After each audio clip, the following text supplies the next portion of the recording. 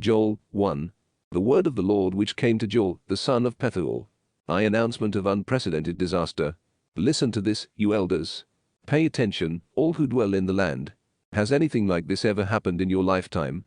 Or in the lifetime of your ancestors? Report it to your children. Have your children report it to their children, and their children to the next generation. What the cutter left, the swarming locust has devoured.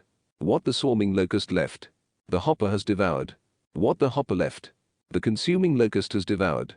Wake up, you drunkards, and weep. Wail, all you wine drinkers, over the new wine, taken away from your mouths. For a nation invaded my land, powerful and past counting, with teeth like a lion's, fangs like those of a lioness. It has stripped bare my vines, splintered my fig tree, shearing off its bark and throwing it away, until its branches turn white. Wail like a young woman dressed in sackcloth, for the husband of her youth. Grain offering and libation are cut off from the house of the Lord. In mourning are the priests, the ministers of the Lord.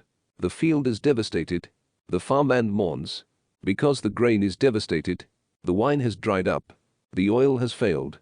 Be appalled, you farmers. Wail, you vinegresses, over the wheat and the barley, because the harvest in the field is ruined, the vine has dried up, the fig tree has withered, the pomegranate, even the date palm and the apple. Every tree in the field has dried up. Joy itself has dried up. Among the people, cry out to the Lord. Gird yourselves and lament, you priests. Wail, ministers of the altar. Come, spend the night in sackcloth, ministers of my God. For the grain offering and the libation are withheld from the house of your God. Proclaim a holy fast. Call an assembly. Gather the elders, all who dwell in the land, to the house of the Lord your God, and cry out to the Lord. Oh, the day, for near is the day of the Lord. Like destruction from the Almighty it is coming. Before our very eyes has not food been cut off, and from the house of our God, joy and gladness. The seed lies shriveled beneath clods of dirt. The storehouses are emptied. The granaries are broken down, for the grain is dried up.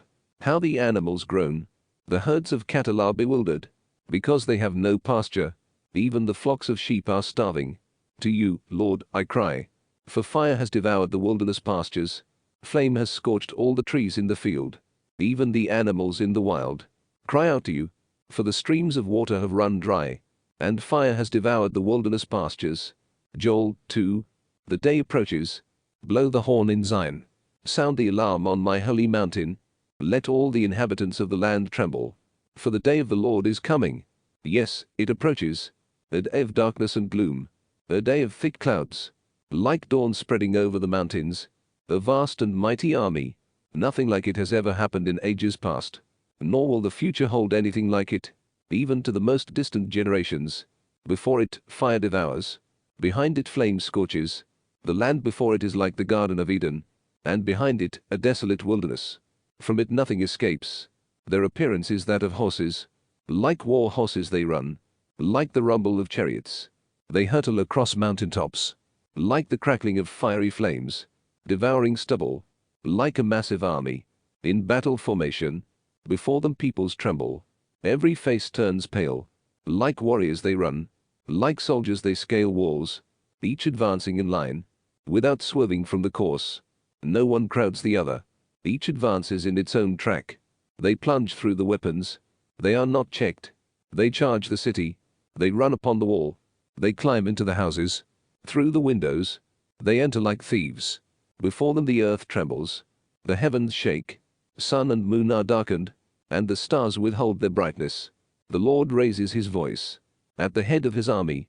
How immense is his host! How numerous those who carry out his command!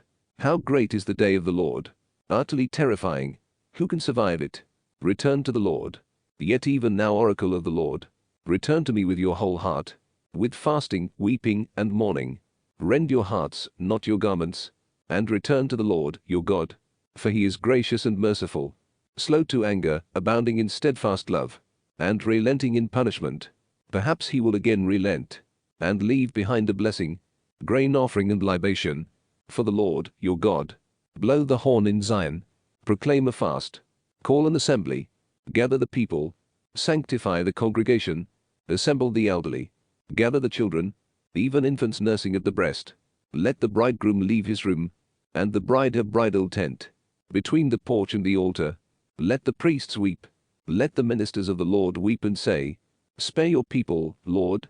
Do not let your heritage become a disgrace, a byword among the nations.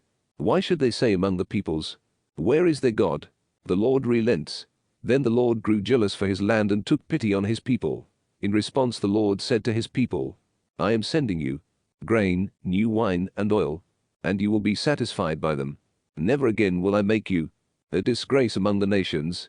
The northern I will remove far from you, driving them out into a dry and desolate land, their vanguard to the eastern sea, their rearguard to the western sea, and their stench will rise, their stink will ascend.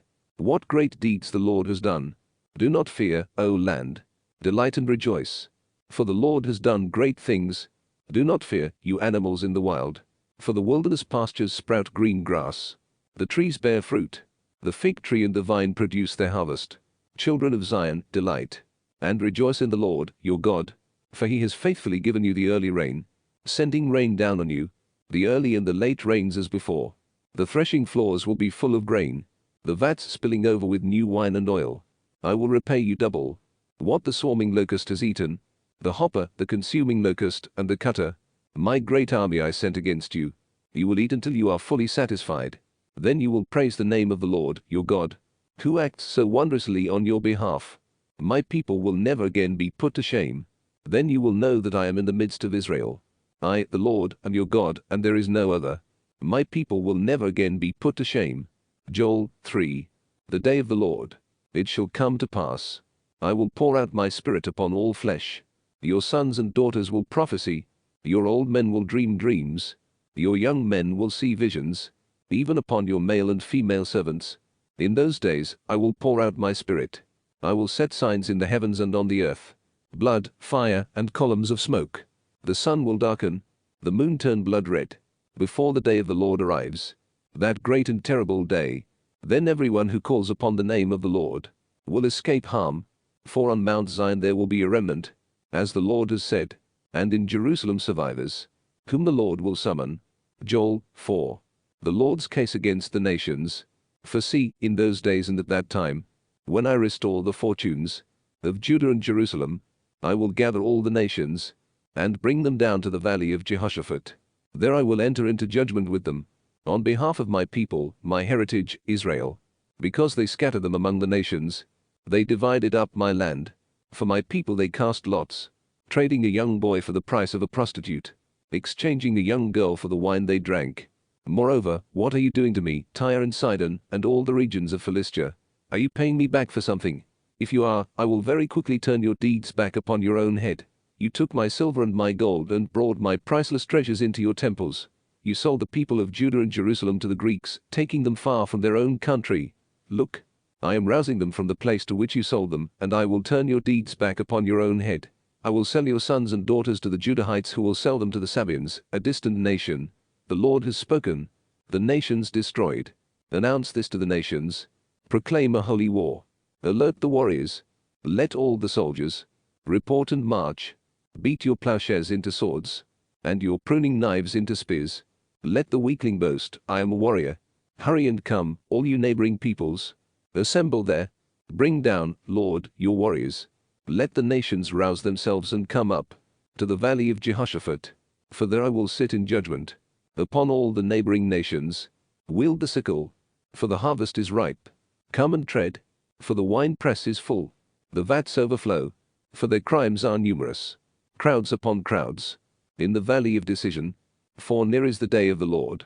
In the valley of decision, sun and moon are darkened, and the stars withhold their brightness. The Lord roars from Zion, and from Jerusalem raises his voice. The heavens and the earth quake. But the Lord will be a shelter for his people, a fortress for the people of Israel, a secure future for Judah. Then you will know that I, the Lord, am your God, dwelling on Zion, my holy mountain. Jerusalem will be holy, and strangers will never again travel through her. On that day, the mountains will drip new wine, and the hills flow with milk. All the streams of Judah will flow with water.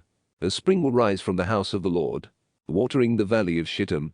Egypt will be a waste, Edom a desolate wilderness, because of violence done to the Judahites, because they shed innocent blood in the land. But Judah will be inhabited forever, and Jerusalem for all generations. I will avenge their blood, and I will not acquit the guilt. The Lord dwells in Zion.